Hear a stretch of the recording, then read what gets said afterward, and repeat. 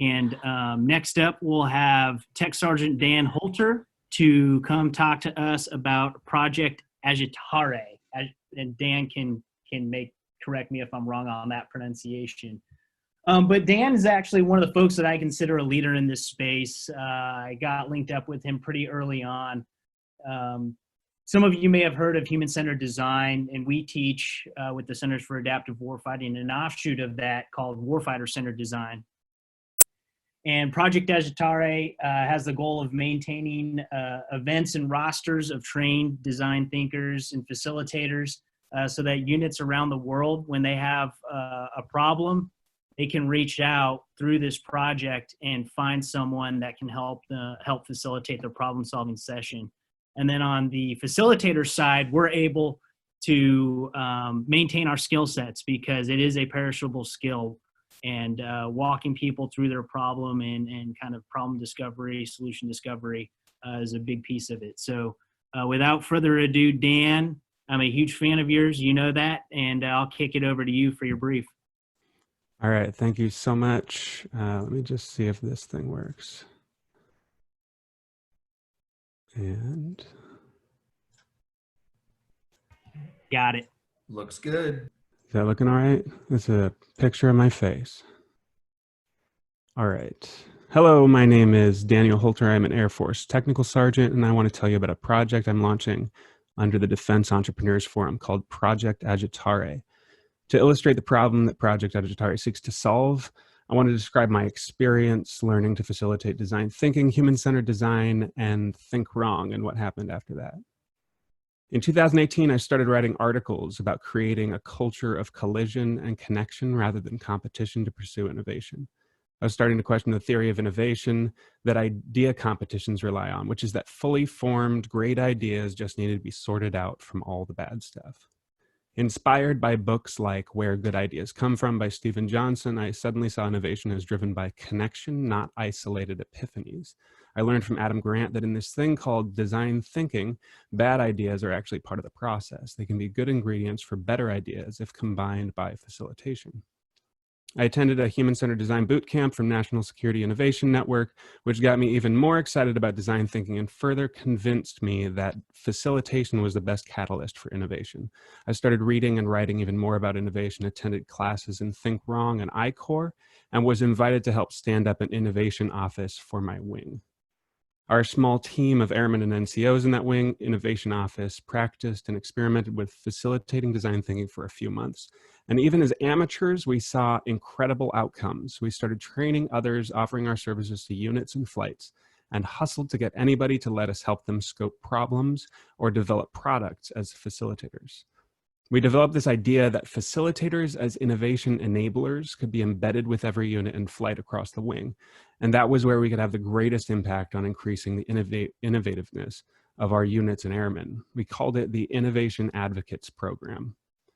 We attended the Think Wrong 3-day public course, which was amazing, and we ramped up our efforts to facilitate for units. It was a difficult uphill battle. We were learning how to facilitate as amateurs while at the same time trying to instigate change in the face of this incredible cultural inertia to the adoption of new methods.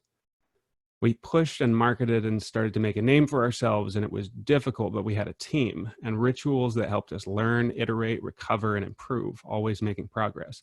Dry runs, practice, planning, retrospectives, all of these had a huge impact on morale and how capable we were as facilitators. Then we attended the 25th Air Force Innovation Summit. 3 of us facilitated a room of about 30 for a 1-hour facilitated session with about an hour of planning because one of their scheduled speakers had pulled out. A few people told us that it was the highlight of that 2-day event for them. We had been powered up with this skill that could turn around an event of boring presentations into something that incorporated every voice, but also increased the potential output of every individual just by facilitating these funny little exercises with sticky notes. I was with that team for about 8 months, and then I left, and suddenly all of that went away. I am a trained amateur facilitator in design thinking, think wrong, and human-centered design, trying to hustle my services like it's something I would get paid for, but it's not. I'm in the military, so I could just shut up and color, but I want to help the organizations around me in a way I've been uniquely empowered to. In the 8 months I have been at my new assignment in Hawaii, I have convinced exactly one group, my flight, to let me facilitate. The feedback was glowing. They said they wanted more, but they want to wait until the next quarterly training day because they can't spend that much time outside of mission. Innovation and discovery are not a priority. I believe that a majority of military members trained in facilitated frameworks, as well as people within government offices that don't believe in these frameworks, will find themselves in the same situation as I'm in, isolated, facing an uphill cultural battle to be allowed to help people, and meanwhile, rapidly losing skills that atrophy over time if you don't use them. So here are the problems. We have zero organizational buy-in across the force for design thinking or other frameworks. It only exists in innovation-focused pockets. Separated, we are just a bunch of fast diminishing voices. We can't practice. We plan, organize, and recover alone. A majority of these candles we light will go out without some support. Project AGITARE is my solution to this problem. It is a community for facilitators of design thinking, think wrong, human-centered design, whatever, across the national security community. If you guide people through frameworks to help them bypass bias and maximize synergy, you are a facilitator.